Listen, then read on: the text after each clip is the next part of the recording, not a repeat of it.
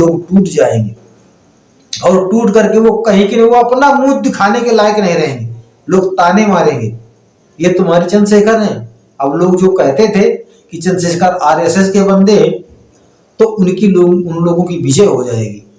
इसलिए हमारे समाज को तो शुरू से उन मनुवादी व्यवस्था के लोगों ने हमारे समाज को तो शुरू से यही चाहा है कि वहां पर सदन पर कोई ना पहुंचे।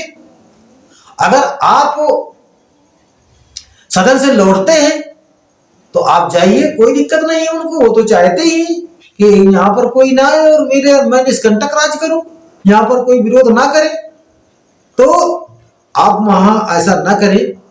मेरा जो मानना है, जो मेरी सोच है, मैं सोच अपनी आप तक पहुंचाने की कोशिश करता हूं कि इस तरह से ये सब ऐसा करना उचित नहीं होगा आपके लिए, चूंकि दूसरा कोई चंद्रशेखर भी यहाँ है ही नहीं। नमस्कार साथियों, आप देख रहे हैं शतमारक रॉन्ग नंबर और शतमारक राइट नंबर भी। ये वीडियो आपको दोनों चैनलों पर मिलेगा।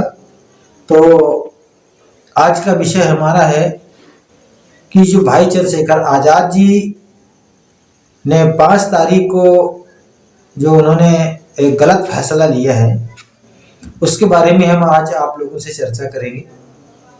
और ये तो हमारे जो जागरूक बंदे हैं, जो जिंदा लोग हैं, उनको ये पता है कि मनवादी व्यवस्था के लोगों ने, सवर्णों ने हमारे समाज को किस तरह से बरगलाया है और किस तरह से वो हमारे समाज का शोषण करना चाहते हैं और किस तरह से शोषण कर रहे हैं।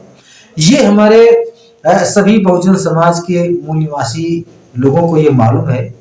ये आज से नहीं हो रहा है, ये तो जमाने से चला आया है कि उनकी जो एक नीति रही है वो सदा इस समाज को गुलाम बनाने की नीति रही है। और उन्होंने जब बहुजन समाज के लोगों ने, जब हमारे बहुजन समाज के पूर्वजों ने जब इनका विरोध किया है, तो उन लोगों ने ये समझा है कि मेरे साथ में अन्याय हो रहा है। क्योंकि उनका जो न्याय है वो न्याय ये है कि समाज को गुलाम बना करके रखो और इसको शिक्षा से दूर रखो और इनको नौकरी से दूर रखो और इनको सदा गुलाम बनाए रखो। ये उन लोगों की सोच रही है।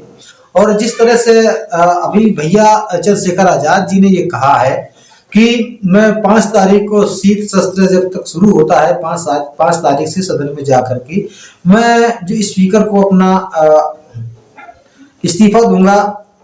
तो अगर चंद्रशेखर जी अगर इसका इस्तीफा अगर देते हैं तो इसमें समाज के लिए क्या होगा?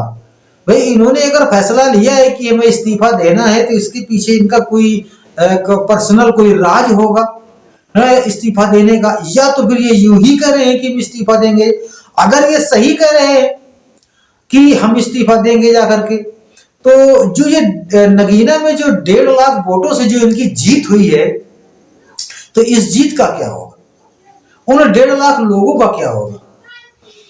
अब जब 1.5 लाख लोगों ने इनको वोट दे करके एक्स्ट्रा 1.5 लाख वोट दे करके जिन लोगों ने चंद्रशेखर जी को जो जिताया है और जो सदन पर पहुंचाया है, तो उनके दिलों को कभी झांक करके देख लेते हैं, तब तो ये अच्छा रहता। भाई, उनसे भी तो मशवरा लेते, क्योंकि जो अपने आप तो आप पहुंचे नहीं, आपके विचारों को, आपके कारनामों को देख करके जनता ने आपको साथ दिया है, साथ सहयोग किया है। और आपने भी ललकारा है कि हम अपने बहुजन समाज का साथ नहीं छोड़ेंगे। तो मैं कहना चाहूंगा कि मैं जानता हूं, चूंकि जनता आपके साथ में है और कल भी थी, आज भी है, और हम उम्मीद करते हैं कि आगे भी आपके साथ में जनता रहेगी। और यह देश की जनता, आप जीते नगीना से, मगर बहुजन समाज के जो लोग हैं, आपका जो बहुजन दलित समाज है, जो दबा कुचला, जो शोषित वंचित समाज है, वो आपकी नजरों से देख रहा है। और आप जो वहां पर इस्तीफा देने जाने की जो बात कर रहे हैं, तो ये बात आपके समाज को कितनी बड़ी ठेस लग रही है और कितनी बड़ी उसको चोट लग रही है, ये आपको पहले महसूस कर लेना चाहिए। हमारे साथ ही न जाने कितने लोगों ने आपके नाम पर चैनल बना दिए और चैनल को केवल आपकी बात करते हैं, घुमा फिरा करके वो केवल आपकी बात करते हैं, आप क्या बोल रहे हैं, कहाँ जा रहे हैं, आप क्या करने वाले हैं। और जिस दिन आप इस्तीफा दे देंगे उस दिन से पता है बहुजन समाज कितना टूट जाएगा। ये मैं दूसरे की बात क्या बता रहा हूं ना, मैं नहीं बता रहा, मैं अपनी खुद बात बता रहा हूं कि जब से इन्होंने मैंने इनका वीडियो देखा, इनका वीडियो सुना कि चंद्रशेखर भैया आज 25 तारीख को वहां पर इस्तीफा देंगे जाकर के, तो मुझे भी बड़ा धक्का लगा। और ये हमारे बहुजन समाज के लिए एक बहुत बड़ी बुरी खबर है। वो हमारे बहुजन समाज के लिए एक बहुत बड़ा उसके कुठाराघात है। क्योंकि इस तरह से तो बाबा साहब के ऊपर भी इस तरह से तमाम सारी जो मुसीबतें आई थी, और हमारे मानवर कांसीराम साहब जी के ऊपर भी बहुत बड़ी बड़ी मुसीबतें आई थी, और बहन जी ने भी इस्तीफा दिया था। तो उनका क्या फर्क पड़ा भाई? वो तो चाहते ही है कि तुम यहां ना आओ, उनका मकसद पूरा हो जाएगा। अगर आप इस्तीफा देते हैं तो इस्तीफा देने का मतलब कि आप उनको समर्थन करते हैं। किसको? उन चाटुकार और उन सवर्णों को, उन मनुवादी व्यवस्था को आप इस्तीफा नहीं दे रहे, आप उनको समर्थन कर रहे हैं। इसलिए इस बात पर भी विचार करना है आपको। अब मैं भाई, चूंकि आप तो आपको हमारी जनता ने चुना है और जनता ने आपको पसंद किया है, इसलिए कि आपने बहुत कुछ किया हमारे समाज के लिए, और बहन जी ने भी आपसे पहले बहुत कुछ किया था।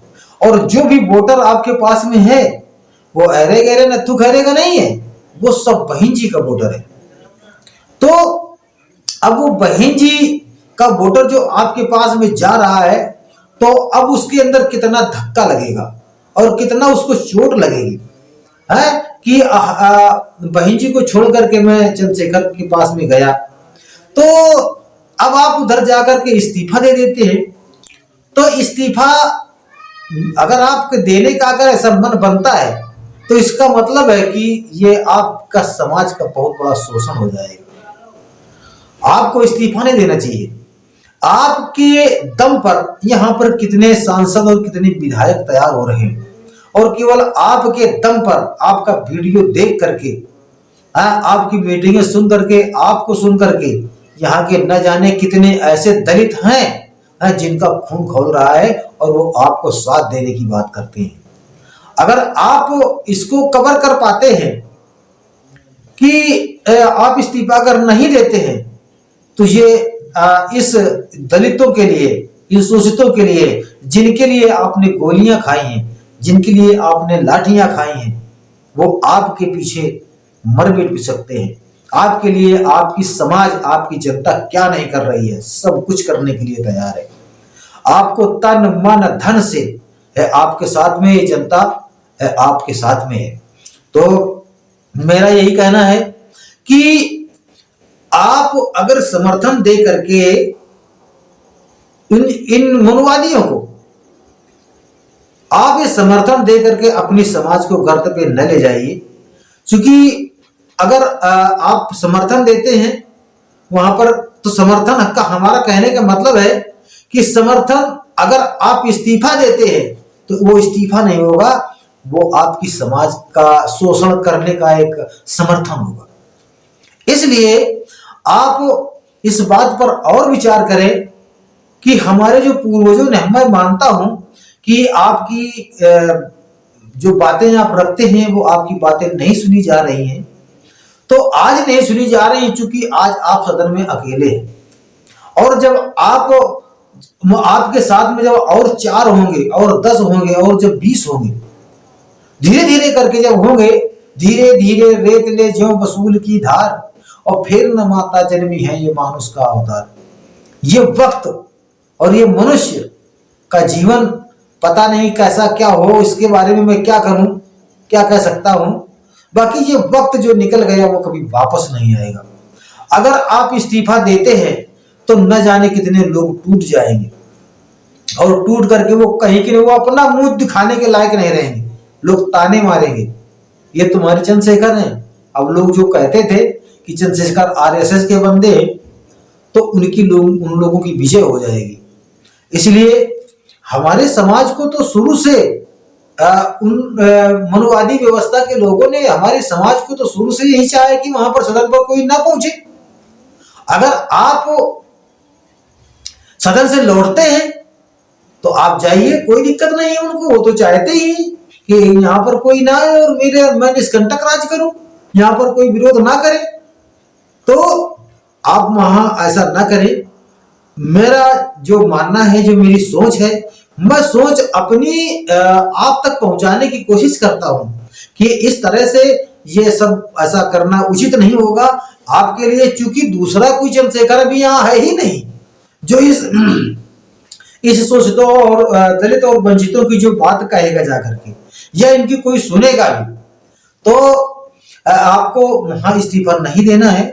अगर आप इस्तीफा देते हैं तो बहुत बड़ा कौतूहल छा जाएगा, और इसके पीछे आप, अब उसके ज्यादा तो मैं भाई कुछ नहीं कह सकता, मगर इतना तो जरूर कह सकता हूं कि अगर आपके पीछे अगर कोई नया राज है तो किस कारण से, किससे आप भय खा रहे हैं, किसको आप डर रहे हैं और किसके दबाव में हैं, या एक बहाना बन रहा है कि हम इस्तीफा दे देंगे, हम इस वजह से इस्तीफा दे देंगे। मानते हैं कि भाई आपने जो आवाज उठाई और वो आवाज आपकी नहीं सुनी गई, तो इससे आप क्षुब्ध हुए, ये आपको बुरा लगा। तो ये वहां पर सदन में, वहां पर ना आपको सम्मान मिलेगा और ना बाबा साहब को सम्मान मिला था और न मान्यवर साहब को सम्मान मिला था, और बहन जी को भी सम्मान नहीं मिला था। तो वो उनको भी गुस्सा आया था और उन्होंने भी इस्तीफा, इसी बात पर इस्तीफा दिया था क्योंकि उनकी सुनी नहीं जा रही थी, और उसी बात को लेकर के आप भी इस्तीफा दे रहे हैं। जब बहन जी ने इस्तीफा दिया था तब समाज को बुरा लगा था, और यही तमाम सारी ऐसी अटकलें आई हैं इस समाज के पीछे, जो आज बहन जी से मुख मोड़ करके आपकी तरफ ये समाज आ रही है। इसलिए मेरा मानना है कि आप बिल्कुल नहीं इस्तीफा दीजिएगा।